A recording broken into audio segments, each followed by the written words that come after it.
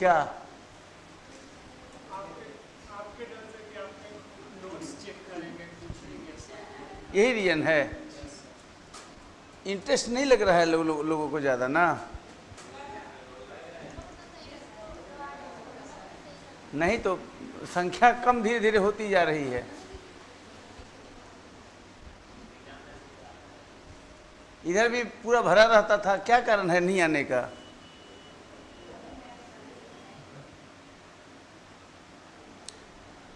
फिर economics class close कर देते हैं। आप लोग सब लोग आ नहीं रहे हैं, अच्छा नहीं लग रहा है, नॉट लुकिंग गुड। जितना हो गया सो हो गया। नो नहीं, क्योंकि अब मान लो कि आप लोग नहीं आएंगे तो फिर उत्साहवर्धन नहीं होता, ठीक नहीं लगता। Very few people are coming. जो मेरे को एक लग रहा है कि इकोनॉमिक्स का नेचर भी वैसा है कि आसान नहीं है सबको समझ लेना। अब फॉरेन ट्रेड पॉलिसी आप हमें पढ़ाने के लिए दे रहे हो, ये बहुत एडवांस चीज़ है। फॉरेन ट्रेड पॉलिसी, विदेश व्यापार नीति जो अभी घोषणा हुई है 31 मार्च को, बहुत टॉप लेवल का चीज़ है, लेकिन सीधे सीधे क्वेश्चन का है। अब दूसरा टीचर होता था इसको स्किप कर देता, नहीं पढ़ाता। हम पढ़ाएंगे, इसको पढ़ाएंगे तो वो चूंकि आप पढ़कर तो आए नहीं होंगे मोस्टली, उस समझ में नहीं आएगा, तो अल्टीमेटली टीचर पर आता है सारी बातों को। विदेश व्यापार नीति आसान थोड़े है समझना, बहुत सी बातें हैं, बहुत सारी टेक्निकल चीजें हैं। आयात निर्यात को आप समझने की कोशिश कर रहे हैं, और इस पर अनेक क्वेश्चन है पीटी में और मेंस में, इंटरव्यू का भी प्रश्न है इस पर। तो कितना कंसर्टेड इसको समझेंगे। अब कई लोग इसको नहीं समझ पाएंगे, बाउंस कर जाएगा, many people will not understand, तब उसमें हमारा क्या दोष है? इसलिए मैं कह रहा हूं कि जितना हो रहा है सो हो रहा है। ये क्या किए, उसके बाद क्या कर दिया जाए, फिर आप लोग विचार कर लीजिए क्या करना है, and then tell me. If everybody is not coming then no use, क्योंकि कुछ लोग कहेगा कि हमारा नहीं हुआ है, कुछ लोग बोलेगा कि हमारा नहीं हुआ है। समझ ना बात मैनेजमेंट को, तो ठीक नहीं है, क्योंकि अभी टॉपिक बहुत सा बचा हुआ है। कई लोगों का एग्जाम मेंस का नजदीक आ गया है, ये भी एक फैक्ट है। मई में हम लोग अप्रैल जस्ट रन कर रहे हैं अब, तो अभी बहुत सा चैप्टर बचा हुआ है। मनी एंड बैंकिंग है, फिस्कल पॉलिसी है, मॉनेटरी पॉलिसी है, ये सब इम्पोर्टेंट, और अभी कई क्लास में ये सब खत्म होना है। एटलीस्ट मैं उम्मीद कर रहा हूं कि नॉट लेस देन 10 क्लास अभी बचा हुआ है ना। ये सब इम्पोर्टेंट है। अब आधा आउट हो जाए क्लास से तो फिर क्लास कराने का क्या मतलब है? No use. ये गलत बात है, इसको अप्रिशिएट में नहीं करता कि मतलब डर से कोई नहीं आ रहा है, ये नहीं रीजन है। मोस्ट ऑफ द स्टूडेंट्स जो सीरियस है वो लाइक करते हैं कि ठीक है अलर्टनेस जरूरी है, जो पूछा जाएगा सो मैं बताऊंगा। नहीं, या हम भी वैसे ही अडॉप्ट करें जैसे अन्य टीचर करते हैं, पढ़ाओ, अब क्या समझे नहीं समझे कोई दिक्कत नहीं है। ऐसा करने में हमको क्या दिक्कत है, हमारा भी टॉपिक फटाफट आगे बढ़ेगा, दैट इज पॉसिबल। ठीक है, लाइव है। अच्छा, तो फॉरेन ट्रेड पॉलिसी शुरू करना है, शुरू करें कि ना करें? ठीक है, चलिए, आप लोग कह रहे हैं तो कर रहे हैं, अदरवाइज ये भी टॉपिक आपको कॉम्प्लेक्स और फुल अटेंशन की डिमांड करता है, तभी आप समझ पाएंगे, अदरवाइज नहीं समझ में आएगा। और सिलेबस का हिस्सा है आयात निर्यात नीति। नहीं, आयात निर्यात नीति ये एक्चुअली अभी मैं हूं आपको करंट अफेयर्स के ये रिजिम में।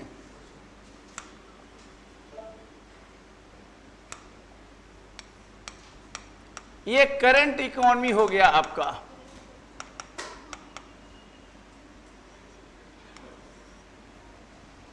फॉरेन ट्रेड पॉलिसी, और इसको शॉर्ट में बोला जा रहा है फॉरेन ट्रेड पॉलिसी 2023,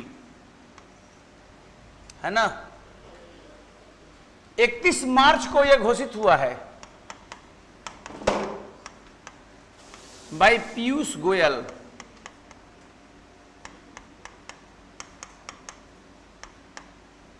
वाणिज्य और उद्योग मंत्री हैं भारत सरकार। इन्होंने नई विदेश व्यापार नीति की घोषणा की है जो 1 अप्रैल 2023 के डेट से लागू हो चुका है, विथ इफेक्ट फ्रॉम, इस डेट से लागू है। इसीलिए मोस्ट करेंट इकोनॉमी बन जाता है। और यहां पर हम इनपुट देंगे जो ट्रेडिशनल पैचअप है इसमें, वो भी देंगे सो दैट समझने में आसानी होगी। नाउ यहां से आपको 20-25 पीटी का क्वेश्चन बन रहा है इस चैप्टर से, 20-25 पीटी का, उसमें कोई भी एक दे सकता है जो मैं आपको इंडिकेट करूंगा कि यहां पीटी का क्वेश्चन क्या बनेगा। और मेंस का सीधा सीधा क्वेश्चन है कि विदेश व्यापार नीति के मुख्य विशेषताओं को स्पष्ट करें।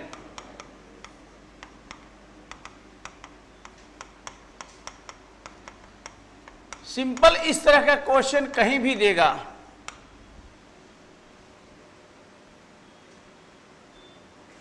क्या आपको लगता है कि इस नीति से भारत 2030 तक $1 trillion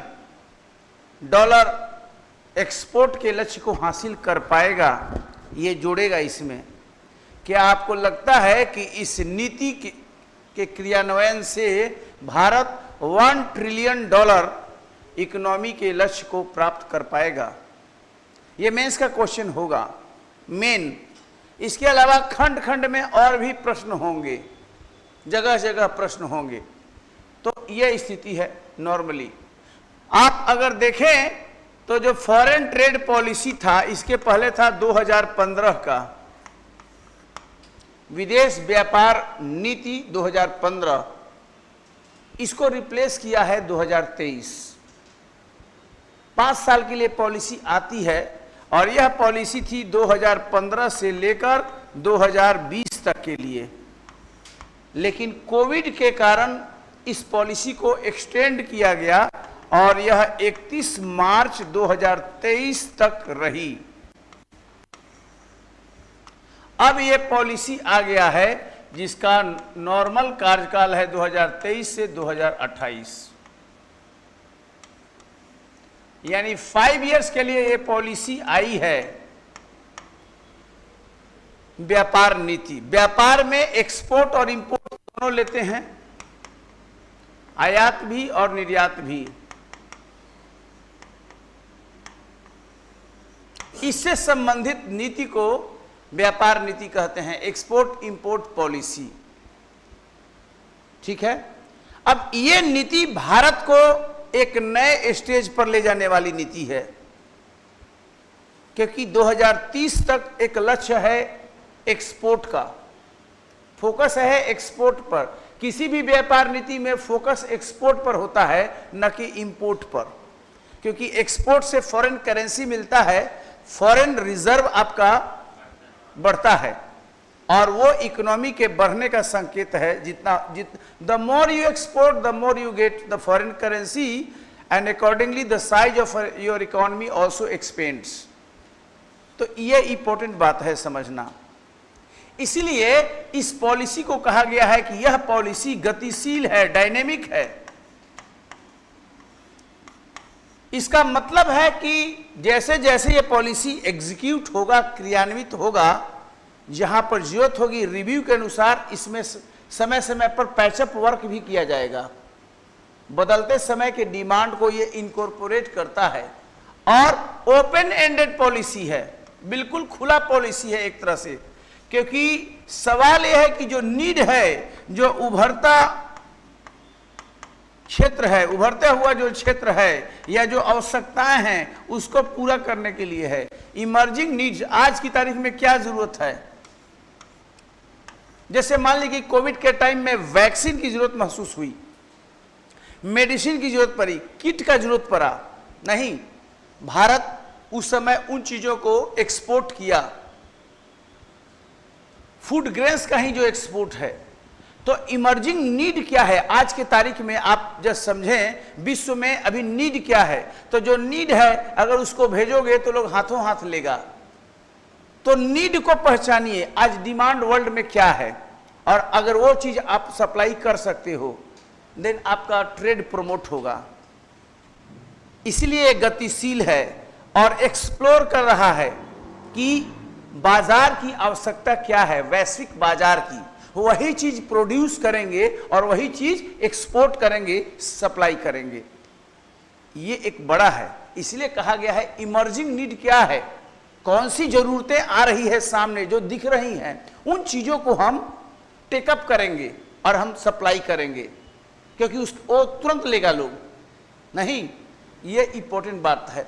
it aims to promote India's overall export which has already crossed $750 billion. ध्यान दीजिए, पूछता है प्रश्न कि एक्सपोर्ट कितना है, तो मैं बता दूं फाइनेंशियल ईयर की अगर बात करें 2022-2023, ये साल अभी चल रहा है, अंत नहीं, ये साल अंत हो गया, सॉरी।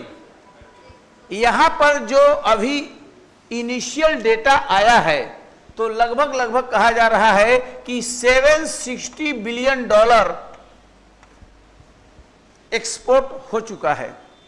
$760 बिलियन का भारत ने एक्सपोर्ट किया है इस फाइनेंशियल ईयर में। बिलियन है, और बिलियन के बाद होता है ट्रिलियन। लक्ष्य रखा गया है कि नई विदेश व्यापार नीति है 2030 तक, बाय 2030 इंडिया का जो एक्सपोर्ट है उसको बढ़ाकर करना है $1 ट्रिलियन, $2 ट्रिलियन, ठीक है। तो अभी आप कितना है, 750 है, 750 है ना, बिलियन में है। तो ये लक्ष्य है। 2 है, 1 है कि 2 है, 2 है।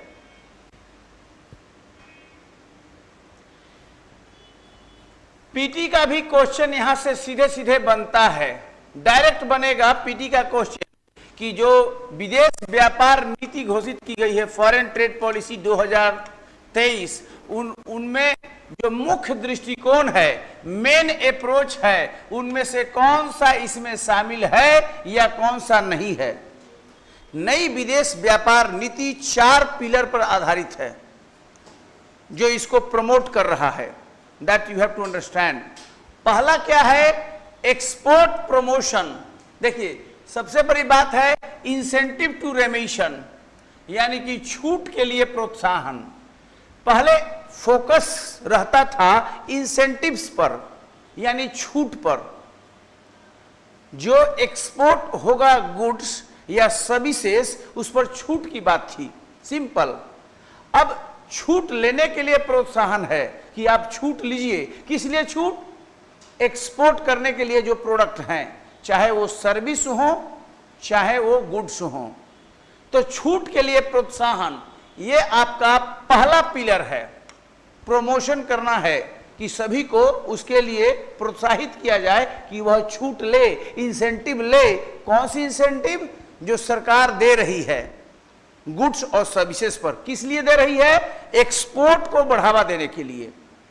यह पहला पिलर है, नंबर 1। याद रखना होगा 4 कौन सा है। नंबर 2 कहता है export promotion through collaboration. Collaboration मतलब आपस में समन्वय करके, कोलाबोरेशन उसी को कहते हैं। तो किसके साथ कोलाबोरेशन करोगे? जो भी निर्यातक हैं, जो राज्य की सरकारें हैं, जो जिला है, और जो भारत के जो मिशन है विदेश में, इन सब को सेम पेज पर ले आइए, तब बात बनेगी कि अधिकाधिक एक्सपोर्ट होगा। सहयोग के माध्यम से निर्यात को संवर्धन करना है, प्रमोट करना है। कैसे सहयोग? किनके बीच में सहयोग? चाहे वो भारत के मिशन हो बाहर में, राजदूतावास या उच्चायुक्त, या इंडिया में डिस्ट्रिक्ट लेवल पर हो, राज्यों का सहयोग है, मंत्रालय है, कॉमर्स मिनिस्ट्री है, इन सब के सहयोग के माध्यम से। और सबसे बड़ी बात, जो हमारे निर्यातक हैं, एक्सपोर्टर हैं, इन सब के साथ संवाद करके, सहयोग करके, कोलैबोरेट करके क्या फोकस है? निर्यात को बढ़ावा देना। That is the second pillar. याद रखना होगा, क्योंकि वाइटल क्वेश्चन है, पूछेगा ही पूछेगा। व्यापार करने में सुगमता, ईज ऑफ डूइंग बिजनेस। एक ऐसा माहौल बनाइए ताकि व्यापार को प्रमोशन मिले, व्यापार प्रमोट हो। ईज ऑफ डूइंग बिजनेस ये एक लक्ष्य बताता है कि कितनी सहूलियत है, कितना गुडविल इन्वायरमेंट आपने भारत में क्रिएट किया है, ताकि अधिक से अधिक एक्सपोर्टर अपने प्रोडक्ट को बाहर भेजने के लिए तैयार हैं। तो ये डिपेंड करता है ईज ऑफ डूइंग बिजनेस। तो ये कैसे होगा? Reduction in transaction cost and E initiative. मतलब कि जो कॉस्ट है यहां पर, लागत में कमी कैसे होगा? लेन देन के लागत में कमी, यानी जीएसटी को भी तर्कसंगत बनाना, एक्सपोर्ट इंपोर्ट ड्यूटी को तर्कसंगत बनाना, फास्ट क्लियरेंस भी लेना पड़ता है, fast clearance, free to board, free to rail जो होता है, वहां तक जब आइटम रेलवे तक पॉइंट तक जा रहा है, इन चीजों को करना, क्लियरेंस वाली बात है ये सब। और ये कैसे होगा? थ्रू डिजिटल, मतलब इलेक्ट्रॉनिक मोड में ज्यादा हो रहा है, पेपर चीजें कम करके इलेक्ट्रॉनिक मोड में क्लियरेंस को बढ़ावा देकर। ये तीसरा है। और जब ऐसा होगा तो डेफिनेटली इसको ईज ऑफ डूइंग बिजनेस कहते हैं, यानी व्यापार में सुगमता आएगी, व्यवसाय में सुगमता आएगी जब आप लाल फीताशाही को कम करोगे, जब इसमें डिजिटल चीजें इंट्रोड्यूस होंगी, इलेक्ट्रॉनिक फॉर्म में होगा सारा चीजें, तो फटाफट क्लियरेंस होगा। रेशनलाइज कर सकते हो आप टैक्स स्ट्रक्चर को, चाहे वो जीएसटी हो, चाहे एक्सपोर्ट इंपोर्ट ड्यूटी हो। तो एक माहौल बनाने की कोशिश है जिससे व्यापार करने में सुगमता का एक व्यवहारिक माहौल बने, नॉट थ्योरेटिकल, व्यवहारिक माहौल, किसी को वो डाइवर्ट ना करे। और चौथी बात है ई कॉमर्स, एक उभरता हुआ क्षेत्र है, इमर्जिंग एरिया है ई कॉमर्स, निर्यात हब के रूप में जिलों का विकास करना। देखिए पहली बात है जहां पर डिस्ट्रिक्ट का डेवलपमेंट करने की बात है, जिला का। भारत में जिला जो है प्रशासनिक इकाई के रूप में है, अब जिला का डेवलपमेंट है, हर जिला में बात हो रही है ओडीओपी। क्या है? ODOP, one district one product. ध्यान दीजिएगा, इस पर भी क्वेश्चन बनेगा। नई आयात निर्यात नीति में ओडीओपी है, यानी one district one one product, एक जिला एक उत्पाद। तो हर जिला का कुछ विशिष्टता तो है ही, हर जिला में कुछ न कुछ ऐसी बातें हैं जो वहां का मुख्य है, जिसके लिए वो जिला जाना जाता है। उसको किस ढंग से पैकेजिंग, लेबलिंग और सैनिटरी मेजर्स को एडॉप्ट करते हुए आप उसको एक्सपोर्ट कर सकते हैं। पूरा ध्यान इसमें जिला पर है, एक्सपोर्ट को। और इसी के तहत ई कॉमर्स निर्यात हब के रूप में जिलों का विकास करना। और इसके तहत अगर आप देखें तो विशेष रसायन, जीव सामग्री, उपकरण और प्रौद्योगिकी एस्कोमेट नीति को व्यवस्थित करना। Emerging areas, e commerce, developing district as export hubs, export hub के रूप में बनाने की बात हो रही है। डिस्ट्रिक्ट को निर्यात हब के रूप में, जहां से मैक्सिमम चीजें निर्यात के लिए प्रोसेस्ड होके जा रही है। और इसी के तहत बात है, फोकस है जो एस्कोमेट पॉलिसी है। अब एस्कोमेट एब्रिविएशन है, अगर आप देखें एस्कोमेट क्या होता है तो स्पेशल है chemicals, special chemicals, organism, materials, equipment and technology. English word है जिसका हिंदी नहीं होता है, तो इसमें यह चीज आ रहा है। पूछेगा एस्कोमेट में क्या क्या आ रहा है। एस्कोमेट क्या है तो निर्यात संवर्धन के लिए है। इस सभी आइटम को जो एस्कोमेट शामिल है उसको प्रमोट करने की बात हो रही है। स्पेशल केमिकल यानी कि विशेष रसायन, जीव सामग्री, उपकरण और प्रौद्योगिकी, डिस्ट्रिक्ट लेवल पर। समझ में आया कि नहीं? बात क्लियर है? अब थोड़ा सा एस्कोमेट पर भी क्वेश्चन अलग से आया हुआ है, थोड़ा एस्कोमेट पर हम अलग से बात करते हैं और यहीं पर इसको टेकअप करते हैं। एस्कोमेट क्या है, then you will come to know कि ये क्या है।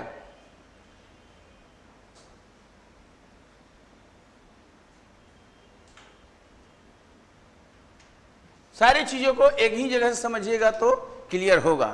नाउ एस्कोमेट पर बात करें हम, ये बहुत फोकस है व्यापार नीति पर। ये कहता है एस्कोमेट का मतलब होता है special chemicals, organism, materials, equipment and technologies.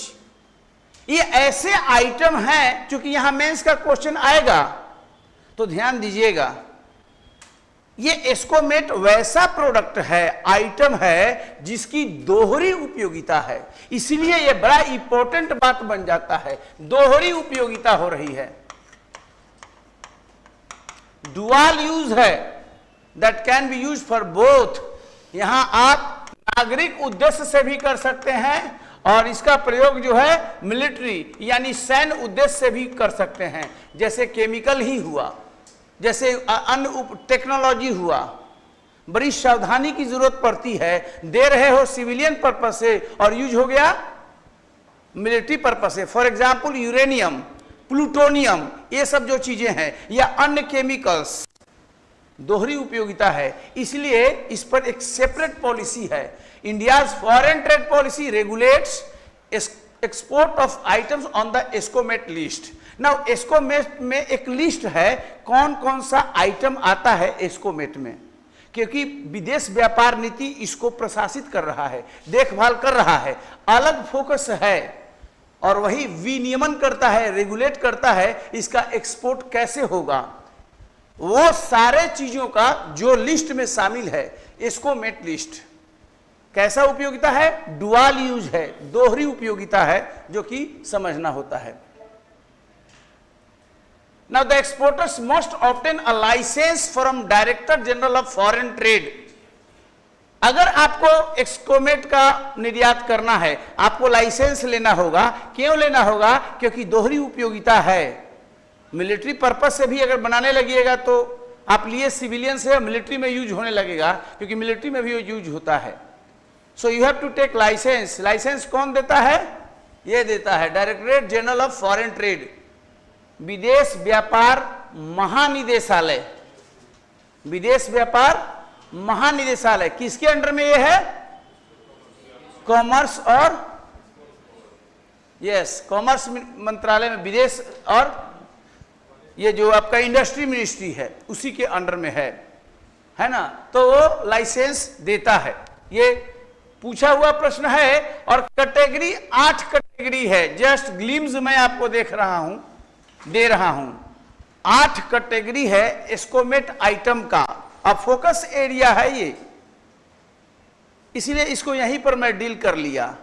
पहला कैटेगरी है, इसको 0 कहा गया, न्यूक्लियर मटेरियल, जो परमाणु सामग्री है, equipment, technology, nuclear related other material. देखिए पहला कैटेगरी में परमाणु से संबंधित पदार्थ का है, प्लूटोनियम, यूरेनियम सब आ जाता है। ये कैटेगरी 0 है। सरकार का कैटेगराइजेशन है, क्लासिफिकेशन है एस्कोमेट आइटम का।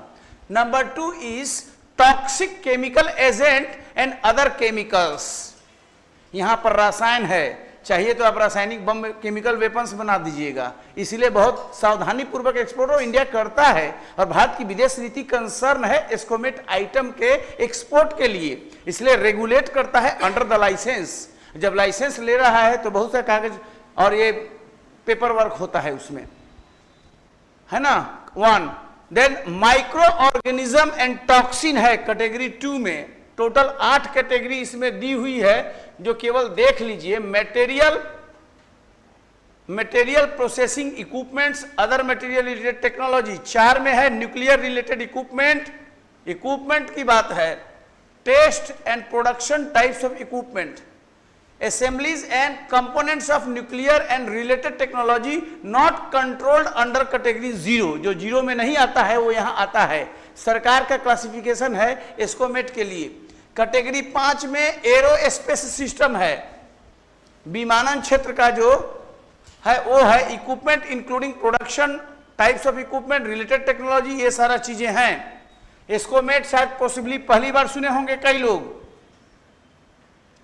म्यूनिशंस लिस्ट है इसमें, जितना भी है गोला बारूद का लिस्ट है इसमें।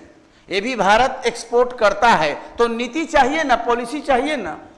देन 7 है computers, electronic and information technology including information security, और 8 में है special material related types of equipment, electronics, computer material, processing, information security, sensor, telecommunication, lasers, avionics, marine, aerospace, navigation and propulsion. पूरा इस 8 category में बांट दिया है और इसको शॉर्ट में कह रहा है एस्कोमेट। अब इस पर सीधे सीधे कह देगा कि एस्कोमेट पर क्या पॉलिसी है एक्सपोर्ट का, तो पहले एस्कोमेट जानिए और तब एस्कोमेट के पॉलिसी पर आप बात कीजिए। क्लियर और नॉट? समझना है एस्कोमेट क्या हुआ? क्लियर है कि नहीं है? तो ये चीज समझना है, और ये नहीं समझिएगा तो फिर होगा नहीं, ये चीज है। तो अब इसको हम लोग सीधे अब वहां पर आते हैं हम लोग फिर।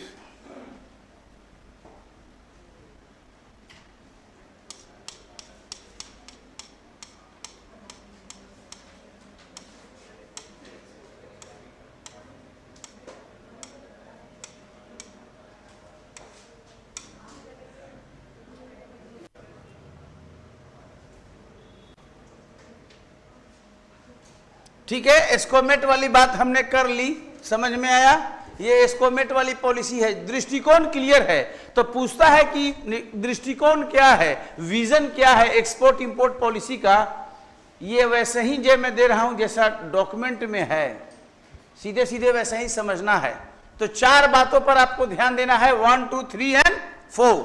Now focus area. अब आइए यहां पर लक्ष्य क्या है, ये लक्ष्य है गोल्स एंड टारगेट्स। लक्ष्य अगर आप देखें तो 2030 तक भारत के समग्र निर्यात को 2 ट्रिलियन अमेरिकन डॉलर तक बढ़ाना है, जिसमें वस्तु एवं सेवा क्षेत्रों का समान योगदान होगा। नई विदेश व्यापार नीति का लक्ष्य है 2030 तक भारत के एक्सपोर्ट को, चाहे वो सर्विस का हो चाहे मर्केंटाइज गुड्स का हो, 2 ट्रिलियन डॉलर, और आज के डेट में आप हैं लगभग 760 बिलियन डॉलर है, उसको ट्रिलियन में लेना है और वो भी 2। तो it is a big big लक्ष्य है। सरकार का क्या लक्ष्य है? सीमा पार व्यापार में भारतीय मुद्रा के उपयोग को प्रोत्साहित करना है। पॉइंट देखिए, ये लक्ष्य की बात करना है कि गवर्नमेंट चाहती है कि भारतीय करेंसी यूज हो, रुपया में कारोबार करें, और इसके तहत भारत ने हाल ही में किसके साथ? रूस के साथ रुपया में व्यापार करने के लिए एग्रीमेंट किया है और कई देशों के साथ चल रहा है। किसके साथ? रुपया के साथ रूस, यूएई। अभी हाल ही में आया है ना, अभी हाल ही में ये बात आया है कि भारत अपने रुपया में एक कर रहा है। चेक कीजिए क्या कहता है कि अभी भारत ने अपने करेंसी के माध्यम से एक्सपोर्ट इंपोर्ट के लिए कौन से देश के साथ इस पर एग्रीमेंट हुआ है और बाकी के साथ ये बातचीत चल रही है। विदेश व्यापार नीति फोकस करता है कि भारतीय मुद्रा में एक्सपोर्ट इंपोर्ट हो। पहले तो डॉलर में होगा, ब्रिटेन में जाएगा तब पौंड में होगा, यूरोपियन यूनियन में जाएगा तो यूरो में होगा, हर देश का आपस में अलग अलग है। अब कहता है कि नहीं, रुपया में होने की बात तो हो रही है। जुलाई 2022 में आरबीआई ने नए भुगतान निपटान में यह न्यू सिस्टम हुआ है, ये payment system settlement framework introduce भी किया है इसके लिए। मलेशिया के साथ भी हुआ है सर? नहीं,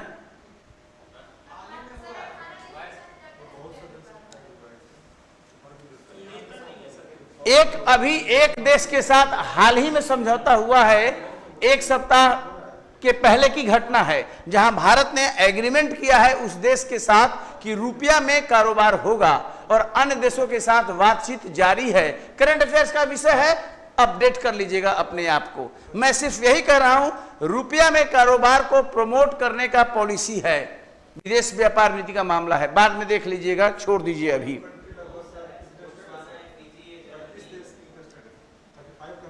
हाँ, इंटरेस्टेड है, एक देश के साथ एग्रीमेंट हो गया है फाइनली, रूस के साथ हुआ है, शायद पॉसिबली रूस के साथ किया है if I am not wrong, Russia के साथ है। तो वही तो मैं बोल रहा था, कट तो आप ही लोग उसको कह रहे हैं कि नहीं। पेपर में तो फ्रंट पेज में ये न्यूज आया था कि रसिया, वही मैं बोल रहा हूँ रसिया, लेकिन आप ही लोग कह रहे हैं कि नहीं रसिया नहीं है। देखिए न्यूज में रसिया के साथ हुआ है, लेकिन अन्य देशों के साथ वार्ता जारी है। और दूसरी बात, भारत उन देशों के मामले में विशेष रूप से फायदेमंद हो सकता है जिनके साथ भारत व्यापार अधिशेष की स्थिति में है। आप देखिए रुपया में कारोबार से क्या फायदा होगा। पीटी में प्रश्न करता है 1 2 3, या एसर्शन दे देगा और रीजनिंग दे दिया, एगो स्टेटमेंट देगा और उसके नीचे उसका व्याख्या देगा। रुपया में कारोबार इंटरव्यू में भी पूछता है तो क्या फायदा होगा। तो भारत को उस देश के साथ ज्यादा फायदा है अगर अपनी करेंसी में व्यापार करता है जहां पर भारत व्यापार के मामले में पॉजिटिव है। फॉर एग्जाम्पल, इसको कैसे आप समझते हैं, तो इसको आप समझते हो बीओटी के माध्यम से। बीओटी क्या है? व्यापार संतुलन। व्यापार संतुलन, व्यापार संतुलन क्या है?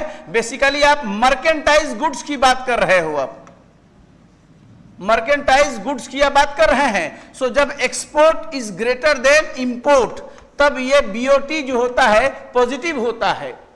इसको हिंदी में बोलते हैं व्यापार अधिशेष। व्यापार अधिशेष या इंडिया के फेवर में है। कई कंट्रीज के साथ व्यापार अधिशेष में भारत के फेवर है। चाइना के साथ ह्यूज डेफिसिट हमारा चल रहा है। चाइना, भारत का जो व्यापार है वो भारत बिल्कुल नकारात्मक है। चाइना बहुत ज्यादा अधिशेष की स्थिति में है और जगह के साथ बैलेंसिंग थोड़ा सा इधर उधर है। कई जगह भारत अधिशेष की स्थिति में है। तो अगर रुपया का कारोबार भारत शुरू करता है उस देश के साथ जहां पर भारत का अधिशेष का स्थिति है, सरप्लस का है, बैलेंस ऑफ ट्रेड सरप्लस होगा या फिर निगेटिव होगा, यही ना, डेफिसिट होगा। तो जहां पर सरप्लस है उस मामले में भारत ज्यादा फायदा ले सकता है। ये एम है। तो क्या क्या आप कह सकते हैं? 3 एम को लेके चलिए कि $2 ट्रिलियन हमको ले जाना है एक्सपोर्ट को बाय 2030। नंबर 2, रुपया में आपको व्यापार को बढ़ावा देना है। और नंबर 3, इसके माध्यम से बीओटी को हमें फेवरेबल बनाना है, बैलेंस ऑफ ट्रेड। और ये तभी आपके सरप्लस होगा जब export is greater than import. तो ये समझने वाली बात है। और हमने बैलेंस ऑफ पेमेंट में बताया है एक्सपोर्ट इंपोर्ट की बातें कि कैसे मर्केंटाइज गुड्स का अकाउंट अलग है जो विजिबल है और एक इनविजिबल है जो सर्विस है। तो विजिबल और इनविजिबल मिलाकर क्या बनता है? Current account. अब करंट अकाउंट सरप्लस में होगा चालू खाता, या फिर वो निगेटिव में होगा, डेफिसिट में होगा। उसी को हमने बताया था सीएडी, करंट अकाउंट डेफिसिट। तो करंट अकाउंट डेफिसिट भारत का अभी चल रहा है। इसका मेन कारण क्या है? व्यापार घाटा। अगर बीओटी निगेटिव है तो डेफिनेटली इसका बड़ा इंपैक्ट किस पर पड़ेगा? सीएडी पर। करंट अकाउंट डेफिसिट हो जाएगा क्योंकि बीओटी, क्योंकि सर्विस में भारत डाउन नहीं है। इनविजिबल अकाउंट जो है सर्विस का, इसमें भारत का पोजीशन बढ़िया है। लेकिन मर्केंटाइज गुड्स में जो है, इसमें भारत कई देशों के साथ बहुत खतरनाक स्थिति में है, जैसे चाइना के साथ, तमाम चीजों के साथ। तो ये एक देखना पड़ेगा कि इन चीजों को कैसे आप मैनेज कर पाएंगे। अभी ऑस्ट्रेलिया, इंग्लैंड सभी के साथ भारत की बातचीत चल रही है और आसियान कंट्रीज के साथ बात चल रही है। फोकस क्या है? व्यापार है। कुल मिलाकर जितना बिजनेस आप करके अपने प्रोस्पेरिटी को बढ़ा सकते हैं, इकोनॉमिक ग्रोथ को बढ़ा सकते हैं। तो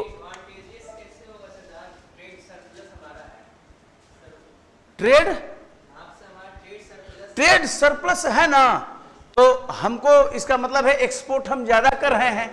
ठीक है, तो एक्सपोर्ट ज्यादा कर रहे हैं तो रुपये में देगा, और रुपये का फ्लक्चुएशन मार्केट में तो डेली हो रहा है। रुपया जिसे $1 के बदले में कभी हमको 70 मिलता है, 80 मिलता है, ऊपर ही जाता है रुपया, तो हम उसके बदले में 80 रुपया ले आएंगे $1 के बदले। तो अगर रुपया में होगा तो रुपया में ही खरीदना पड़ेगा। उस देश में रुपये का क्या वैल्यू चल रहा है उसके अनुसार हमको ज्यादा रुपया मिलेगा तो हमको ज्यादा फायदा होगा। नहीं तो वो डॉलर में देगा। जी, इंपोर्ट करेंगे तो फिर वो देना पड़ेगा, फिर आपके कंट्री के अनुसार चलेगा। आपके कंट्री के अनुसार मतलब रुपये का क्या पोजीशन है। हाँ, अगर रुपया में, अब मान लीजिए यहाँ पर भी रुपया इंट्रोड्यूस कर लीजिए, मान लीजिए तो रुपया है तो डिमांड एंड सप्लाई के आधार पर हर रोज का रेट तय होता है। मांग और आपूर्ति मुद्रा के दर को रोज तय करती है एक्सचेंज की। आज क्या होगा, कल कुछ और हो सकता है। तो अगर ऐसी स्थिति में होगा तो इंपोर्ट जो है, जैसे डिवैल्यूएशन हम लोग करते हैं, हमने बताया कि रुपये का अवमूल्यन करेंगे तो उसका इंपैक्ट क्या होगा, तो उसमें फायदा होता है। लेकिन रुपया अगर राइज कर रहा है तो फिर उसे हमको ये चीज होगा, अधिशेष की स्थिति है, ये हमने बताया था उसी दिन। डोंट गेट कंफ्यूज, समझने वाली बात है। और कोई दिक्कत होगा तो फिर हम अलग से भी बात इस विषय पर करेंगे।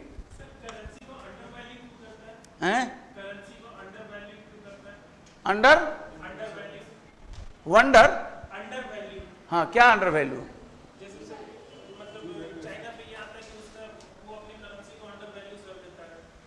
उसको कहते हैं एक्चुअली डिवैल्यूएशन और रीवैल्यूएशन बोलते हैं।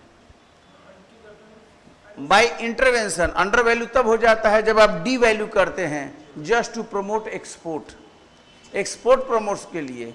तो जब आप अपने रुपये को थ्रू इंटरवेंशन करते हैं वो डटी फ्लोट हो जाता है। फिर आइदर अपने रुपये का वैल्यू आप बढ़ा देते हो या रुपये की वैल्यू घटा देते हो। तो जब रुपये की वैल्यू घटा रहे हैं तो अंडर वैल्यू का मतलब हुआ कि डिमांड और सप्लाई से के अपेक्षा रुपये का वैल्यू कम है, रुपये का वैल्यू कम है, इस अनुसार है। और ये बाय इंटरवेंशन होता है, ये क्लीन फ्लोट नहीं हुआ।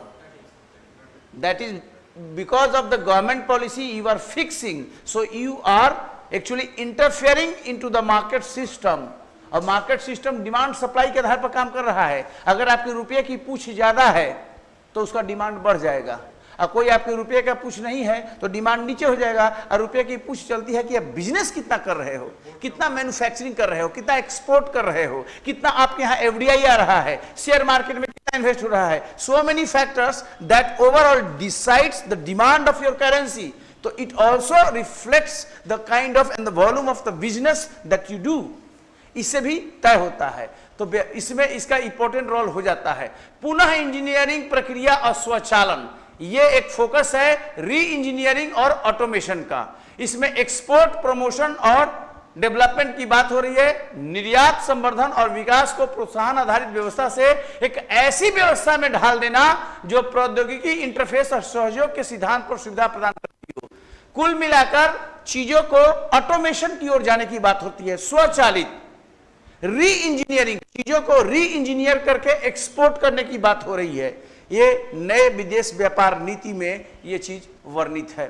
इसके अलावा reduction in fee structure and IT based scheme, ये भी हो रही है कि जो फी स्ट्रक्चर है ना, एमएसएमई में और थोड़ा और चीजों में, उसमें फीस को कम करने और जो आईटी आधारित योजनाएं हैं, आईटी आधारित, उसमें भी जो है फायदा होगा इसको प्रमोट करने। कुल मिलाकर मैं शॉर्ट में कहूं तो एमएसएमई का जो एक्सपोर्ट है, हम लोग चर्चा किए थे, उसको बढ़ाने पर बल है। ये कैसे बढ़ रहा है? फीस में कमी करके, फी में रेशनलाइज करके, तो ये एक फोकस है। और उसमें आईटी आधारित भी योजनाएं हैं, उसके लिए भी है। Duty exemption scheme for export production will now B implemented through regional offices in a rule based IT system environment. अब ये क्या है? एक्सपोर्ट प्रमोशन के लिए कई जगह पर निर्यात छूट की स्कीम है, निर्यात छूट का स्कीम है कई जगह के लिए। तो इसके माध्यम से ये चल रहा है। ये सब चीजें को माइंड में आना है आपको, क्योंकि ये पॉलिसी का मैटर है, ये नीति का मैटर है।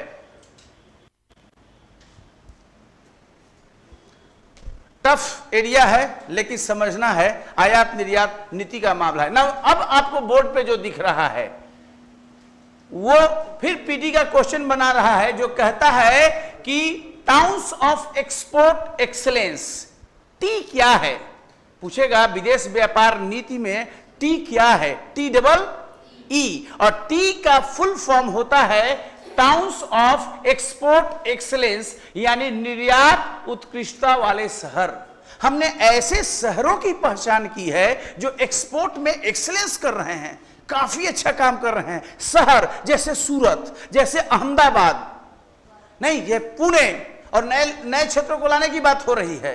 हम शहर को पहचान रहे हैं। जैसे स्मार्ट सिटी के लिए शहरों को आइडेंटिफाई किया गया, जिन शहरों को हमें स्मार्ट सिटी बनाना है, सिमिलरली आप लोकेट कर रहे हो ऐसे शहरों की जो निर्यात का हब बनने जा रहा है। सिलेक्टेड शहर, इसमें नाम है 39 शहर पहले से है, 39 शहर। 39 का लिस्ट नेट पर देखना होगा तो देख लीजिएगा जानकारी के लिए। मैंने उचित नहीं समझा यहां पर ये करना, लेकिन 39 शहर ऑल इंडिया में पहले से थे। विदेश व्यापार निधि 23 इसमें जोड़ता है 4 नए शहरों को, फरीदाबाद, मिर्जापुर, मुरादाबाद और वाराणसी।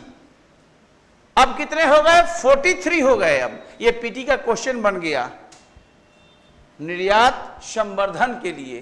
किसके लिए? निर्यात संवर्धन के लिए। और अब आप रिसर्च कीजिएगा कि फरीदाबाद में कौन सा हब है, क्या है।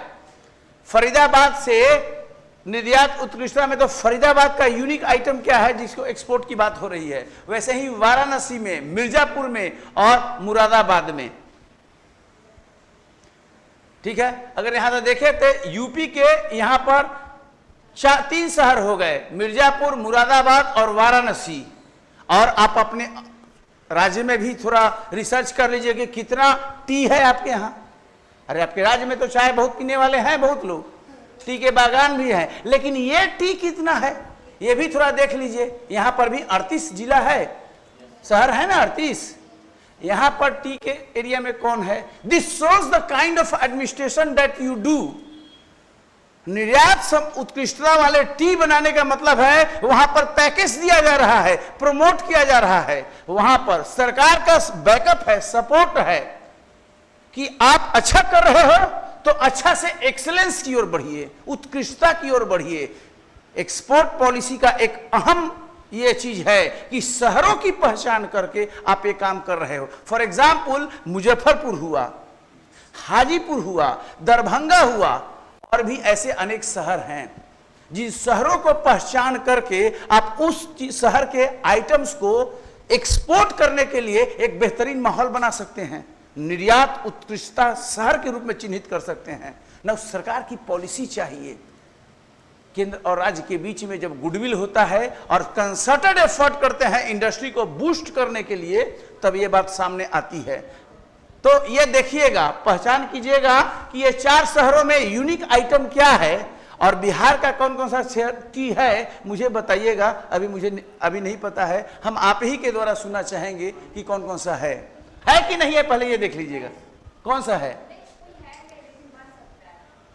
तो क्यों नहीं है। क्वेश्चन ये है, why not there? It biggest state after the UP and still you don't have. और उत्तर प्रदेश में अनेक निर्यात उत्कृष्टता वाले शहर हैं। तो ये बताता है कि कॉमर्स को बूस्ट नहीं कीजिए तो क्या होगा। आज समस्या कहां है? एक एक लाइन में समस्या दिखेगा। पता है उत्तर प्रदेश कई राज्य में है, कानपुर से लेकर सब उसमें शामिल हैं। कानपुर, लखनऊ, एक से एक सब राज्य शामिल है, नोएडा, सब प्रमोट हो रहा है, सब इंटरनेशनल सिटी बन रहा है टोटल। कुछ बातें हैं जो यहां शेयर नहीं करेंगे। चलिए, टीज को माई योजना के तहत, मतलब माई एफएम, ठीक है। अब टीज को माई योजना के तहत निर्यात संवर्धन नीतियों तक पहुंच प्राप्त होगी और निर्यात संवर्धन पूंजीगत वस्तु योजना के तहत निर्यात पूर्ति हेतु सामान्य सेवा प्रदाता लाभ करने में सक्षम होगा। अब टीज मिल गया आपको, यानी निर्यात उत्कृष्टता शहर का ठप्पा लग गया तो क्या? क्वेश्चन ये है, मेंस का क्वेश्चन है ये ध्यान दीजिएगा, मेंस पर भी पूछ सकता है और पीटी का क्वेश्चन तो है ही। इससे क्या होगा? 2 फायदा होगा। इसका फायदा यह होगा कि निर्यात संवर्धन पूंजीगत वस्तु है, ईपीसीजेड। ईपीसीजेड क्या होता है? एक अलग प्रश्न आएगा ईपीसीजेड, इस स्लाइड के बाद हम वहीं चलेंगे। फिर ईपीसीजेड क्या है? EPCG export promotion capital goods scheme है, ठीक है। इस योजना के तहत जो है आप जो है निर्यात संवर्धन का जो फंड है, एक्सपोर्ट को प्रमोट करने के लिए जो फंड है भारत सरकार का, उस फंड से आप अमाउंट ले सकते हैं। जो उत्कृष्टता वाले शहर हैं, 30 जो बनाए गए हैं नए या जो पुराने हैं, वहां तक हो जाएगा, है ना। तो ये इंपॉर्टेंट बात है, ये समझना है, ठीक है। और इस सामान्य सेवा यानी CSP का भी लाभ ले सकते हैं कि आप जो है कॉमन सर्विस जो प्रोवाइडर हैं ना। EPCG इस पर क्वेश्चन पूछता है, मैं चाहूंगा कि यहीं पर इसको आप समझ लीजिए कि ये क्या है। ये होता है थीमेटिक अप्रोच, कि यहीं पर आपको एक जगह मिल रहा है। ये क्वेश्चन पूछा हुआ है मेंस में और PT में, EPC और G।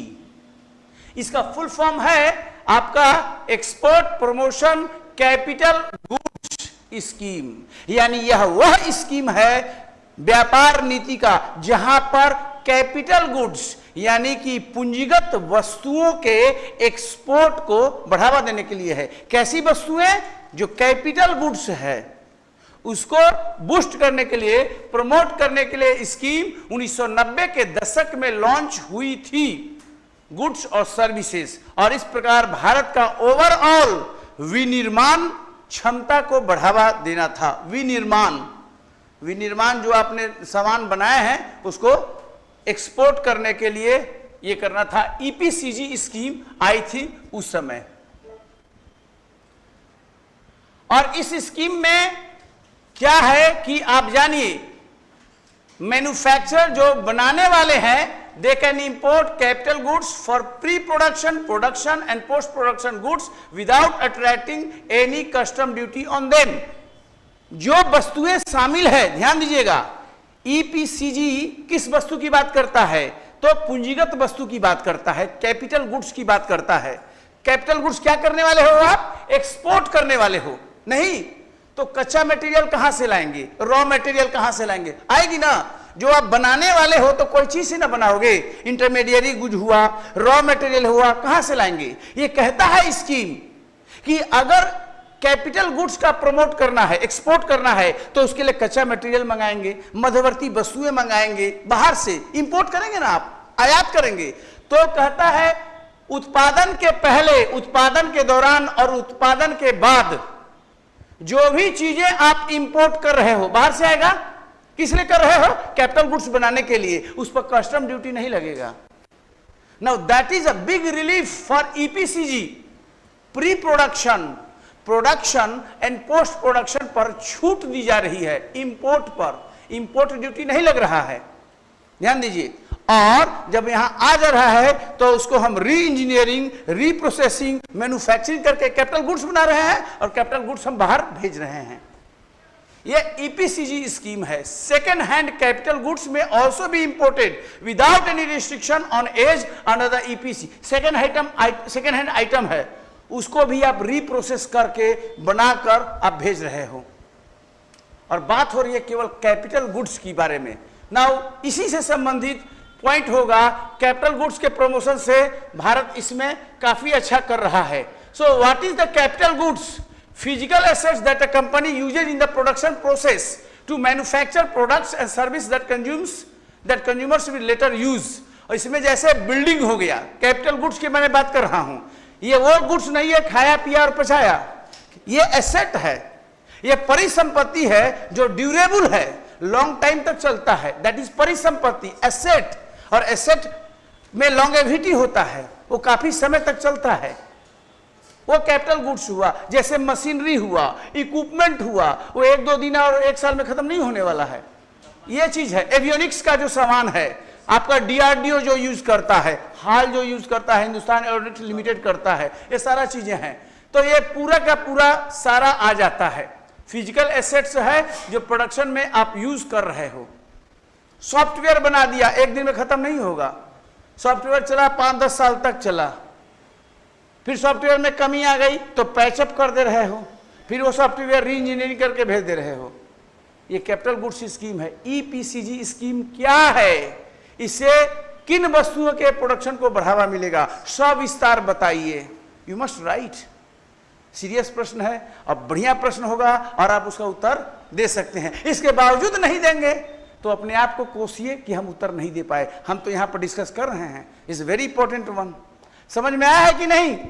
तो ये चीज भी समझना है। Capital goods are not finished goods, आगे एक्सप्लेन मैं कर रहा हूं।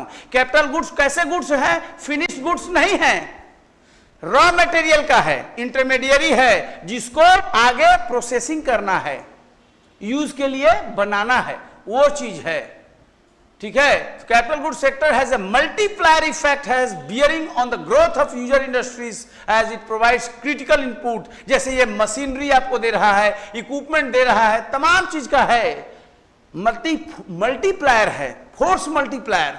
मतलब अगर कैपिटल गुड्स बढ़ाते हो तो आपका एवियोनिक्स बढ़ रहा है, डिफेंस बढ़ रहा है, नहीं, आप वहां पर ट्रांसपोर्ट का एरिया बढ़ रहा है, इंफ्रास्ट्रक्चर बूस्ट हो रहा है, चारों दिशाओं में आपका ग्रोथ दिखेगा अगर कैपिटल गुड्स प्रमोट होगा। एग्रीकल्चर में भी कैपिटल गुड्स चाहिए, जो मशीनरी है, ट्रैक्टर है, तमाम चीजें हैं। विमानन का क्षेत्र में कहिएगा आप, डिफेंस में जो है, रेलवे में है, रोड ट्रांसपोर्ट में जो कैपिटल गुड्स सामान यूज हो रहा है बनाने में, उसमें भी है। तो अगर आप कैपिटल गुड्स को बढ़ावा दे रहे हो तो बेसिकली मशीनरी, इक्विपमेंट, इस सब चीज को बढ़ावा दे रहे हो, और ये चीज तो मल्टीप्लायर का काम, चारों तरफ इसका इंपैक्ट होगा। समझ रहे हैं बात? तो ये ज्यादा इंपॉर्टेंट है जो कि समझना है, इसलिए सरकार का इस पर काफी बल है। एक और चीज यहां पर समझ लीजिए, फिर आना पड़ेगा, इसलिए मैं यही खत्म करना चाहता हूं, अगला स्लाइड में इसकी चर्चा होगी। कहते हैं स्टार हाउस का दर्जा देते हो एक्सपोर्ट प्रमोशन में। स्टार आप लोग यूज करते ही हैं। एक्सपोर्ट हाउस जो भारत में अच्छा एक्सपोर्ट कर रहे हैं, उसके नेट वर्थ के आधार पर कितना का पैसा का एक्सपोर्ट किया तो स्टार हाउस का दर्जा देते हैं, और इस पर पीटी में क्वेश्चन है। ऐसे स्टार हाउस को हम प्रमोट कर रहे हैं।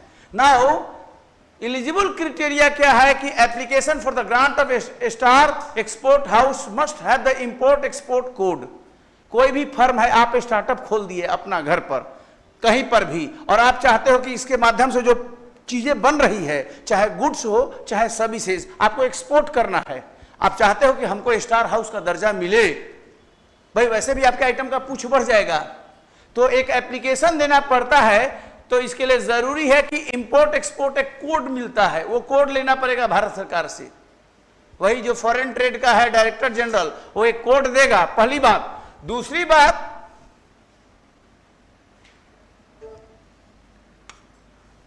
certificate given depending upon the certain level of export performance achieved by the exporters. Applicant can get a status holder recognition in any of the 5 categories from 1 star export house to 5 star export house.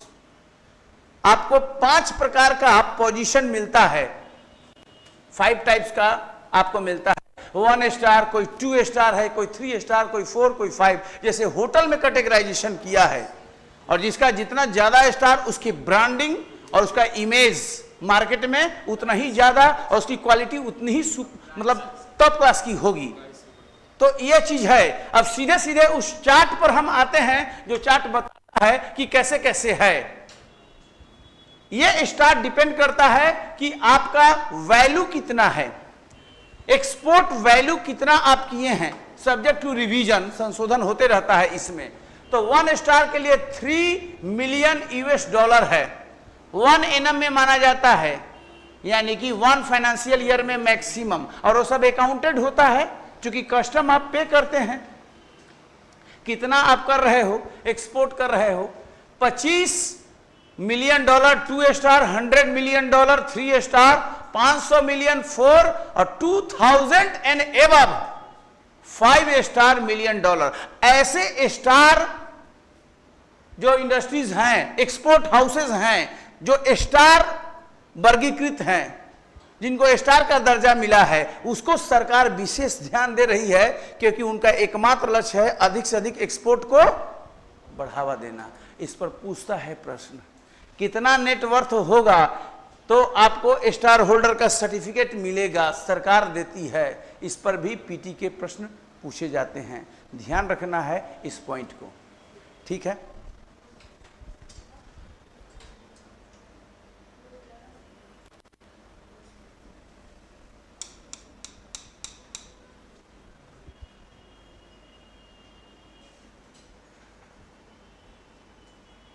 अब ये देखिए, dairy क्षेत्र को प्रौद्योगिकी के उन्नयन हेतु dairy क्षेत्र का सहयोग करने के लिए औसत निर्यात दायित्व बनाए रखने से छूट दी जाएगी। Dairy sector to be exempted from maintaining average export obligation. Now जो दुग्ध उत्पाद है उसके प्रमोट करने पर यहां पर बल है। 2015 में इस पर फोकस नहीं था, तो उसको छूट देने की बात हो रही है ताकि अधिक से अधिक इसका एक्सपोर्ट किया जाए। डेयरी पर बल है, एक एरिया शामिल किया है, डेयरी को सपोर्ट किया जा रहा है और इसके लिए एवरेज एक्सपोर्ट ऑब्लिगेशन होता है कि इतना आपको एक्सपोर्ट करना ही करना है, ये बाध्यता है। उस बाध्यता से उसको छूट दी गई है। किसको? डेयरी सेक्टर को। तब डेयरी आगे बढ़ेगा। ये है सभी प्रकार के बैटरी चालित इलेक्ट्रिक वाहन, अभी ऑटो जितना भी बैटरी से आ रहा है या बैटरी से बाइक वगैरह सब आ रहा है, पेट्रोल की जगह पर बैटरी आ रहा है अब, ठीक है। वो नया इंट्रोड्यूस हुआ है क्लीन एनर्जी के तहत, ग्रीन एनर्जी के तहत ये इनिशिएटिव भारत सरकार का है। तो इसमें बैटरी चालित इलेक्ट्रिक वाहन, वर्टिकल फॉर्मिंग उपकरण, अपशिष्ट जल उपचार, पुनर्चक्रण प्रणाली, वर्षा जल संचयन प्रणाली, ये जितना भी चीजें हैं इसको ईपीसीजी योजना के तहत अब कम निर्यात दायित्व की आवश्यकता के पात्र है। Will now be eligible for reduced export obligation, कि आपको इतना एक्सपोर्ट करना ही करना है, इसमें छूट दी गई है ताकि यह क्षेत्र अधिक से अधिक आगे बढ़ सके। यह इंपॉर्टेंट दायित्व यहां पर भी है।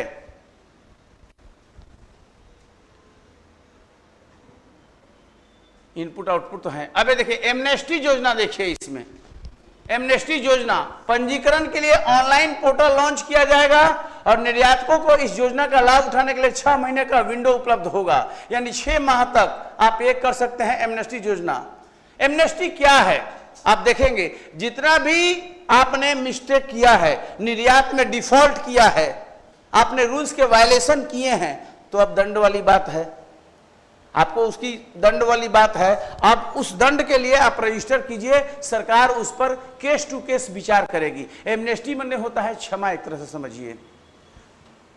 तो ऐसे लोगों को आप रजिस्टर कीजिए, एक विंडो दे रहा है, 6 माह तक विंडो खुला रहेगा, रजिस्टर कीजिए और उस पर विचार किया जाएगा। तो ये भी नई विदेश व्यापार नीति में इन सब चीजों को शामिल किया गया है। ये 15 से 20 वाला जो स्कीम था उसके तहत था।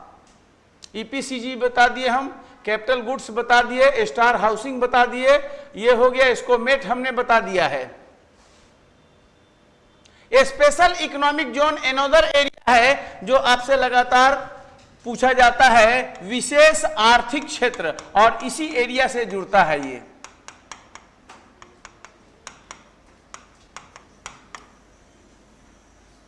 ये फुल क्वेश्चन के रूप में मेंस में पूछा गया है, फुल क्वेश्चन के रूप में पूछा गया है मेंस का। स्पेशल इकोनॉमिक जोन क्या है और SEZ के माध्यम से किस प्रकार निर्यात को प्रमोशन मिल रहा है, निर्यात संवर्धन को बढ़ावा मिल रहा है। SEZ स्पेशल इकोनॉमिक जोन है ना। तो ये क्या है कि एक देश के अंदर, किसी भी देश के अंदर आप एरिया को चिन्हित कर लेते हैं, डिफाइन कर लेते हैं, कहीं पर भी SEZ बन सकता है।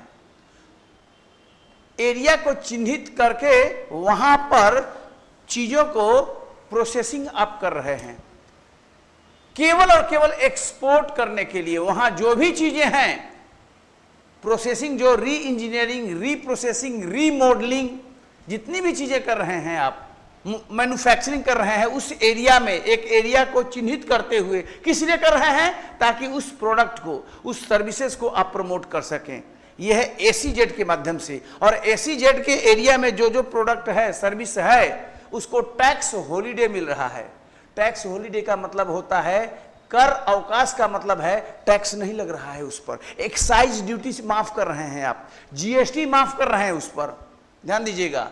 तो उसको बेनिफिट है, कई इंसेंटिव है, इवन सब्सिडी की बात है, क्योंकि आपका लक्ष्य क्या है, जो भी आइटम बन रहा है वो सब एक्सपोर्ट हो रहा है।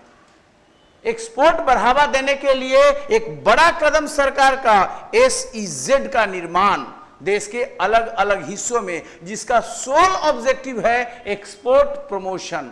सो that is the duty free physical concession दे रहे हैं, मतलब वहां पर शुल्क टैक्स आप नहीं लगा रहे हो, just to encourage investment and create employment. तो ये इंपॉर्टेंट बात यहां पर आ जाएगी, है ना। तो ये चीजें हैं। अब देखिए एसीजेड इन इंडिया, फर्स्ट ईपीजेड आया था एशिया का, भारत में सबसे पहले, ये 1965 एट कांडला गुजरात पूछा हुआ प्रश्न है।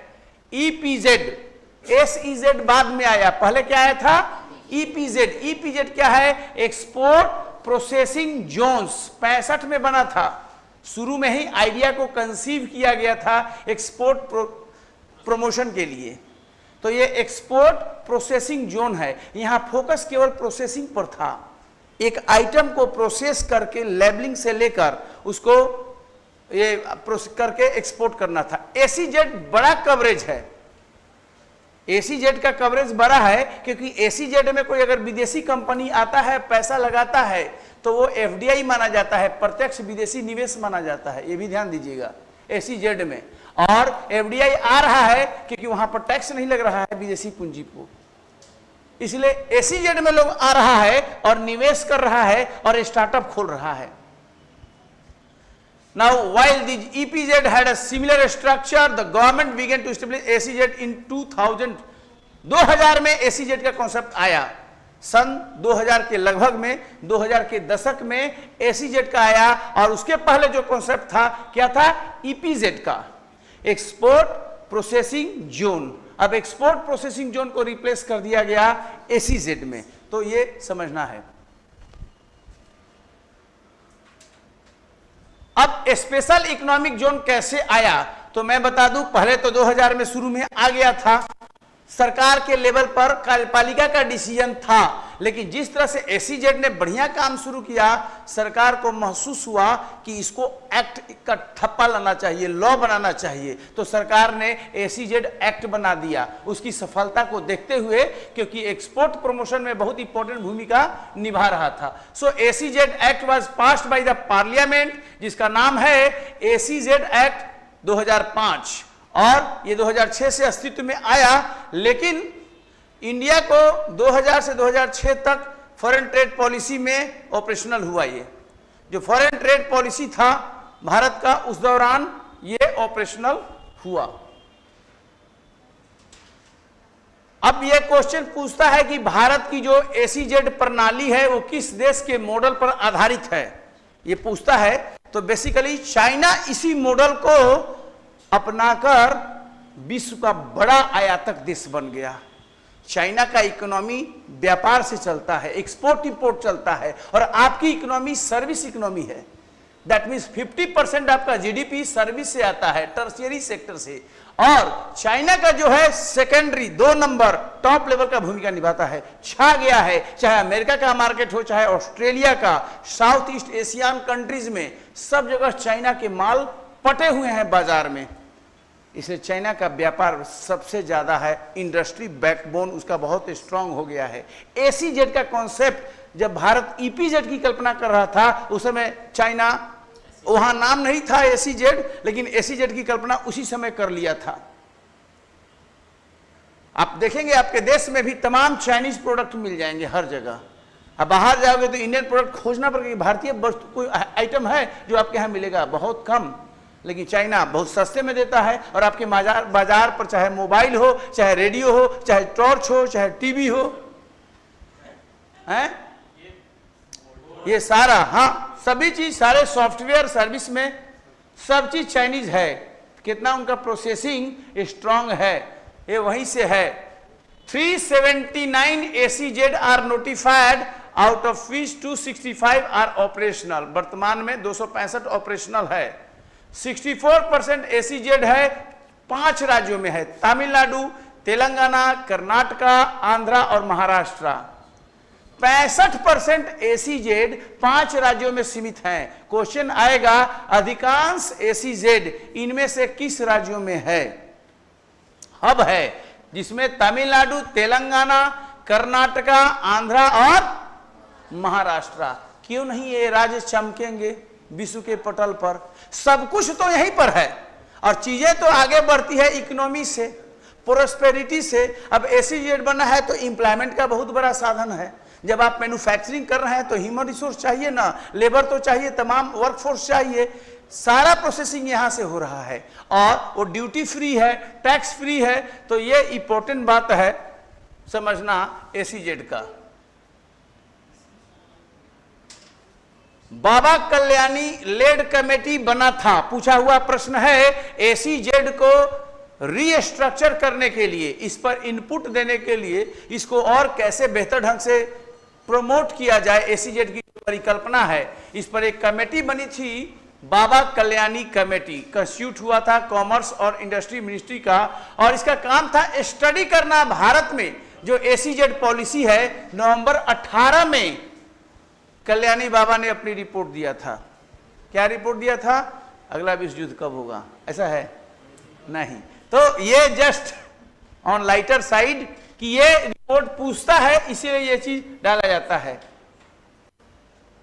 और ये सेटअप का मेन उद्देश्य था कि विश्व व्यापार संगठन, जिसका भारत संस्थापक सदस्य देश था, उसकी व्यापार नीति, खासकर जो गैट है, गैट के पॉलिसी को किस तरह से भारत फिट कर पाएगा, क्योंकि वायलेशन तो कर नहीं पाइएगा। तो एसीजेड में कंसेशन आप दे रहे थे, वो ट्रेड बैरियर में आता था और नॉन ट्रेड बैरियर में, जो कल हम लोग डिस्कस किए थे।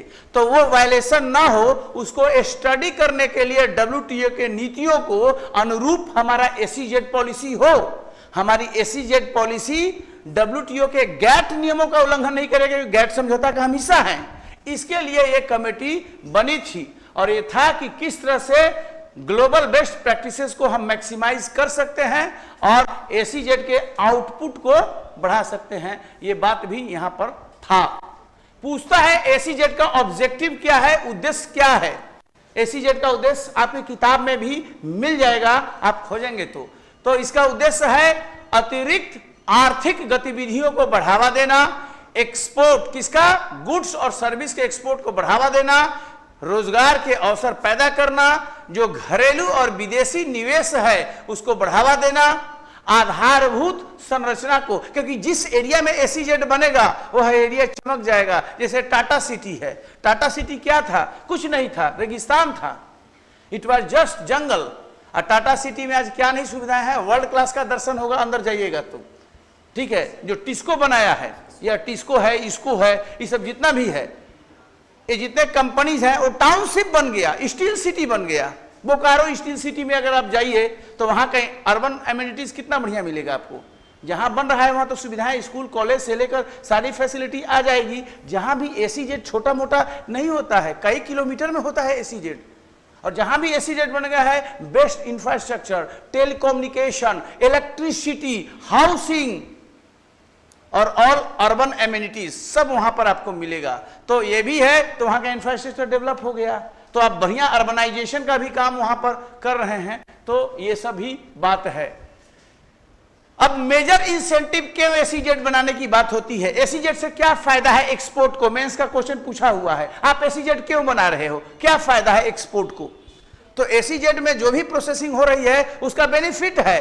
पहला बेनिफिट क्या है, duty free import domestic procurement, मतलब बिना आयात शुल्क का कोई भी चीज बाहर से मंगवाइए। काहे मंगवा रहे हैं, क्योंकि उसी को हमको रिप्रोसेस करना है, बनाना है। चाहिए ना आपको मटेरियल, रॉ मटेरियल चाहिए ना, तो रॉ मटेरियल मंगाइएगा तो आपको लग जाएगा टैक्स, जिसको इंपोर्ट ड्यूटी कहते हैं, आयात शुल्क।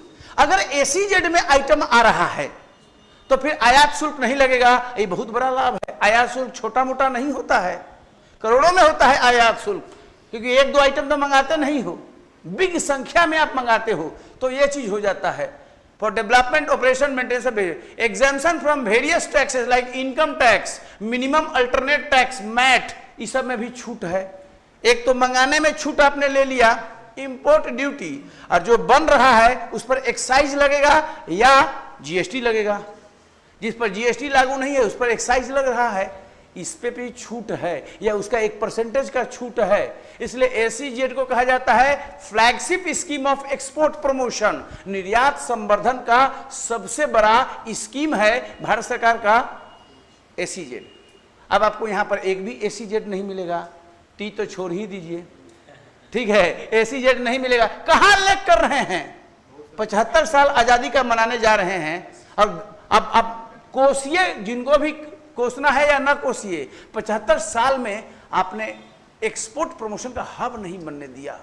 अरे कृषि प्रधान देश है, एग्रो प्रोडक्ट को प्रोसेसिंग करके आप यहां पर बहुत बड़ा एरिया बना सकते थे। एक बिहारी प्लान नहीं करता, नीति नहीं रहा, विलिंगनेस नहीं रहा, सबसे बड़ी बात है कमिटमेंट नहीं रहा यहां के लोगों का। They did only the politics, not the business. Business किए रहते तो बहुत कुछ आगे बढ़ गया होता। एग्री और नॉट? क्योंकि 75 साल आजादी का होने जा रहा है। बिहार का भी अस्तित्व आया 1950 में, ये भी एक राज्य बन गया। उस दिन से अगर कॉमर्स, इंडस्ट्री और एक्सपोर्ट को ध्यान में रखते हुए एक नीति बनती, ये 5 ही राज्य आगे 6-7 राज्य बन गए। उत्तर प्रदेश फराटा दौड़ रहा है बुलेट के स्पीड में वर्तमान में। जब से वहां पर सरकार बनी है, एफडीआई से लेकर सब चीज भरमार है। नोएडा, गाजियाबाद से लेकर जो इंफ्रास्ट्रक्चर वहां पर बना है, और भरोसा दे रही है सरकार, आप हमारे यहां संपत्ति लाइए, उसको कोई, मेरी जिम्मेवारी है उसको प्रोटेक्ट करना। निवेशकों का यहां पर भरोसा नहीं हो रहा है, सबसे बड़ी बात है। तो भाग्य निर्माता आप लोग बनने वाले हैं। एक दिन रिटायर भी आप लोग कर जाइएगा 60 साल पूरा होने पर। समस्या वैसे की वैसी ही रहेगी। Unless the politics is as per the economy, जब तक पॉलिटिक्स इकोनॉमी के अनुसार नहीं चलेगी तब तक कुछ नहीं होगा। तो ये बड़ी बात है। बड़ा अफसोस होता है जब माइग्रेशन और बिहारी लेबर फोर्स की जब बात आती है कि हम क्यों नहीं आगे बढ़ पाए, क्योंकि हमारे यहाँ तो एक से एक इंडिजिनस प्रोडक्ट हैं। उन चीजों को हम वैश्विक रूप में निर्यात क्यों नहीं कर पाए? हमारा खजाना बढ़ता है यहाँ पर सारा। और जब झारखंड बन गया तो रहा सहा टोटल कोर कसर खत्म हो गया, क्योंकि सारे खादाने झारखंड में चली गई और आप कुछ नहीं, एक मनी ऑर्डर इकोनॉमी बन के रह गए। बिहारी बाहर गया, वहां से मनी ऑर्डर से पैसा, जैसे लाइक उत्तराखंड है, तो उत्तराखंड टूरिज्म के नाम पर बहुत पैसा कमा रहा है। टूरिज्म सर्विस इकोनॉमी उत्तराखंड की टॉप की है, आपकी सर्विस इकोनॉमी उस लेवल की अभी नहीं है। ये ध्यान देने वाली बात है और इस पर आप खुद सोच सकते हैं कि इस पॉइंट में कितना दम है। This is not a politics, this is a fair analysis of economy of your state. ये समझने वाली बात है। Exemption from various tax act, external commercial value, आप 500, इसमें जो है 500 मिलियन एक साल में, $500 मिलियन एक साल में आप बाहर से ऋण ले सकते हैं स्टार्टअप के लिए या प्रोसेसिंग यूनिट के लिए जो एसीजेड में है, और कोई नहीं ले सकता। इस एरिया में ले सकता है। एटलीस्ट 265 एसीजेड कार्य कर रहे हैं। ये बहुत बड़ा आप पूंजी, आपको कैपिटल भी यहां पर मिल रहा है, एसीजेड के नाम पर आपको मिल रहा है। Single window clearance, export apply करना है, इंपोर्ट के लिए आना है तो सब सूचना देंगे ना। एक सिंगल सॉफ्टवेयर बना दिया है, वेबसाइट है एसीजेड का, अप्लाई कीजिए, फटाफट 24 घंटे के अंदर क्लियरेंस हो रही है। न लाल फीताशाही है, न ब्यूरोक्रेसी है, और न ही कोई इस तरह का है। ये एसीजेड को बहुत बढ़ावा दे रहा है। तो ये एसीजेड का स्कीम था और इस पर मेंस का क्वेश्चन है, आता है। अब ये कहना नहीं है कि नहीं आएगा, 15-20 का जो है ये सब कुछ विशेष नहीं था, ये सब फेल कर गया था, इसलिए इसके बारे में मैं ज्यादा कोई बात नहीं करूंगा। कोई प्रश्न अगर यहां पर आपका है देन यू कैन आस्क, क्योंकि आज हमने आप लोगों के बीच में to the best of my knowledge and information I have discussed about the foreign trade policy 2023, जो कि हाल ही में अनाउंस हुआ है और एकदम लेटेस्ट करंट अफेयर्स बनता है। ज्यादा हो गया, कम हो गया, या ठीक है, बैलेंस है, डाइजेस्ट हो गया है, हुआ है, समझ में आया है कि नहीं? ईपीसीजी स्कीम बता सकते हैं, एसीजेड स्कीम के बारे में क्वेश्चन का दे सकते हैं, टी के बारे में बता सकते हैं, ये सब आएगा। 1 डिस्ट्रिक्ट 1 प्रोडक्ट के बारे में बता सकते हैं। अब सवाल जो बिहार की उद्योग नीति है उससे आपको मैच करके देखना होगा कि बिहार की जो उद्योग नीति है, overall industrial policy of Bihar, policy तो इनका भी एक है, उससे देश का जो एक्सपोर्ट पॉलिसी है, फॉरेन ट्रेड पॉलिसी है, वो किस तरह से मैच करता है। ठीक है, और इस पर क्वेश्चन पीटी के काफ़ी आ सकते हैं जो आपको ध्यान में रखना है। Any question, question answer session, बोलिए। बैठिए बैठिए, मानिए नहीं, ऐसे ही बोलिए। हाँ बैठिए, बैठ के बोलिए। हाँ हाँ, तो विशेष राज्य का दर्जा देने के लिए जो एक स्वतंत्र 14वां वित्त आयोग बना था, उसने कहा कि विशेष राज्य का दर्जा उसी को देंगे जिसकी इकॉनमी बेसिकली अगर आप देखें तो टेरेन एरिया है, हिली एरिया है, बॉर्डर एरियाज है, उसी को देंगे। एक नीतिगत डिसीजन ले लिया गया है, पहली बार पॉलिसी डिसीजन है, उसी राज्य को देंगे जो कि बॉर्डर एरिया है या पहाड़ी एरिया है। नंबर 1, उस एरिया के तहत जो होगा उसको देंगे, और कहता है कि हम सबको दे दिए। नाउ बिहार ना बॉर्डर एरिया है ना ये सब कोई एरिया नहीं है, सुन लीजिए बात। दूसरी बात कि अगर बिहार को आउट ऑफ द वे आप स्पेशल राज्य का दर्जा देते हैं तो कल की तारीख में उत्तर प्रदेश, महाराष्ट्र से लेकर सबका डिमांड होगा, क्योंकि जो विशेष राज्य का दर्जा होगा तो 90% ग्रांट मिलता है और 10% राज्य कंट्रीब्यूट करता है, मतलब राज्य की जबरदस्त अच्छी स्थिति हो जाती है। और उतना फिजिकल स्पेस नहीं है, फिजिकल यानी राजकोषीय उतनी स्थिति नहीं है कि सब राज्य के डिमांड को पूरा करेंगे, और राज्यों के बीच में भी बड़ा ये चीज हो जाएगा। नाउ आपका ये है कि विशेष राज्य का दर्जा क्यों चाहते हो, क्योंकि स्थिति खराब है, आपकी इकोनॉमी सेल्फ जनरेट नहीं कर पा रही है, एग्रो बेस्ड इकोनॉमी बेसिकली हो गई है, तो रिसोर्स होगा तभी तो डेवलप कर पाओगे आप। तो इसके लिए फिजिकल स्पेस दिया है 15वां वित्त आयोग में। वो कहता है कि जो टॉप जीडीपी है राज्य का, जीएसडीपी, उस जीएसडीपी में आप ये मान लो कि केरला का है टॉप लेवल का, और आपकी बिहार यहां पर है, तो कितना गैप है, और कोई मान लो कि यहां पर तमिलनाडु है तो इतना ही गैप है, तो गैप के अनुसार आपको उतना अनुदान दे रहा है, एज पर आपका जो गैप है इसके अनुसार अनुदान दे रहा है। तो गैप ही को मीट करने के लिए एक्चुअली आप चाह रहे हो कि जो गैप है, फिजिकल गैप है, उसको हम कैसे मीट कर पाएंगे, तो उसके लिए दे रहा है। तो 14वां वित्त आयोग ऑलरेडी एक संवैधानिक बॉडी हो गई 280 के तहत, उसने कह दिया कि अब हम किसी को विशेष राज्य का दर्जा नहीं देंगे। ठीक है, कारण भी नजर नहीं आ रहा है, हाँ आपकी जरूरतें हैं, तो उसके लिए फाइनेंस कमीशन जो है विचार की करता है और फॉर्मूला लगा दिया है, और जो भी राज्य जिसका जीएसडीपी डाउन है फ्रॉम द टॉप जीएसडीपी, वो स्पेस को परसेंटेज में मीट करता है, उतना देता है। ये भी तो बात है। लेकिन आप अपने पॉलिसीज को भी तो देखिए, जिस तरह से लीकर बैन किया आपने, आपका ह्यूज चंक चला गया उसमें, लीकर बैन करके, लीकर बैन हुआ और लीकर एवरीवेयर प्रेजेंट है, तो बेसिकली रिसोर्स तो अब भी आ रहा है, लेकिन अब वो प्राइवेट पार्टी को, जो केजरीवाल वाला सिस्टम हो गया, जिसके कारण वो गिरफ्त में है मनीष सिसोदिया, तो सरकारी खजाने में ना आकर वो पर्सनल हो गया, प्राइवेट भरा जा रहा है। तो अब इस पर क्या कहना है? लाइव नहीं ना है, सब हैं, यूट्यूब पर लाइव नहीं ना है, फेसबुक पर, हाँ बस ठीक है। तो ये सब समझना है, क्योंकि ज्यादा कुछ बोलना गड़बड़ हो जाएगा, है ना। ऐसा कोई काम नहीं करना है जिसे टीचर पर आंच आए। The ethics demand, morality demands, honesty demands that you should do nothing because out of the way. बहुत आदमी बात बोलता है, क्लास में कोट करता है, नहीं तो विकास विकृति का देखिए कैसा मैटर उछल गया। उन्होंने कुछ विकास विकृति बोले थे, जो भी है, तो वो सब चीजें हैं। तो आज हम फिनिश कर दिए आपका इंडियन इकोनॉमी, ठीक है। अब जो है आगे ये लोग इकोनॉमी में आगे क्या करना है, विदेश व्यापार नीति आज हम डिस्कस कर लिए हैं,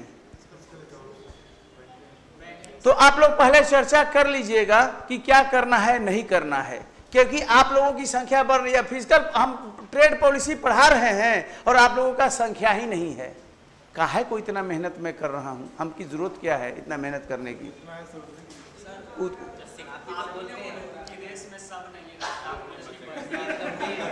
मैंने मेरे बात से मेरे को ही घेरिएगा। तो भी मैसेजिंग गलत लोग देता है, इकोनॉमी ट्रेड पॉलिसी कितना लोग समझेगा? अब जो आज आप लोग आए हैं तो सब समझे होंगे, एस्कोमेट क्या है, ईपीसीजी क्या है, एसीजेड पॉलिसी क्या है, वन डिस्ट्रिक्ट वन प्रोडक्ट क्या है, ये सब स्कीम है। और इसके बाद पीटी मेंस इंटरव्यू सबके क्वेश्चन है। तो जो नहीं आएगा, अब अगला क्लास में जैसे मतलब ट्रेड पॉलिसी के बारे में मैं कोई पॉइंट डिस्कस करूंगा तो सीधे मैं रेफर करूंगा वन डिस्ट्रिक्ट वन प्रोडक्ट। अभी क्या सर बोल दिए, वन डिस्ट्रिक्ट वन प्रोडक्ट पता नहीं है, टी क्या है, टी बोल देंगे तो कोई समझेगा ही नहीं। तो unless you attend the whole classes it will be very difficult. This is economic class, नहीं समझ में आएगा। तो जरूरी है ना कि इन चीजों को लगातार अटेंडेंस से लेकर सब लोग यहाँ पर उपस्थित हों। तो इसीलिए देखते हैं, मेरे अनुसार अभी आपका बचा हुआ है फिस्कल पॉलिसी, मॉनेटरी पॉलिसी और मनी एंड बैंकिंग। कम से कम 10 क्लास का स्कोप है इसमें, 10 क्लास का स्कोप है, वाइटल है। अगर मॉनेटरी नहीं समझे इस हाथ में और फिस्कल नहीं समझे दोनों, तो फिर क्या होगा? सारी चीजें इसी में है इकोनॉमिक्स का। और इसको इसलिए मैं किया हूं कि मैं 1 बाय 1 सब चीज में आ रहा हूं। हमने एग्रीकल्चर से, इंडस्ट्री से लेकर, एमएसएमई से लेकर, न्यू इकोनॉमिक पॉलिसी से लेकर संपूर्ण पॉलिसी, जीडीपी, ये सब जितना भी है बेसिक इकोनॉमी, ये सब डिस्कस कर लिया है हमने। अब ये चीज इंटरनेशनल इकोनॉमी भी पूरा आपका हो गया है, आईएमएफ, वर्ल्ड बैंक से लेकर WTO, आपकी कॉपी में सब नोट्स वगैरह आ गया होगा। अब यही बचा है फिस्कल पॉलिसी,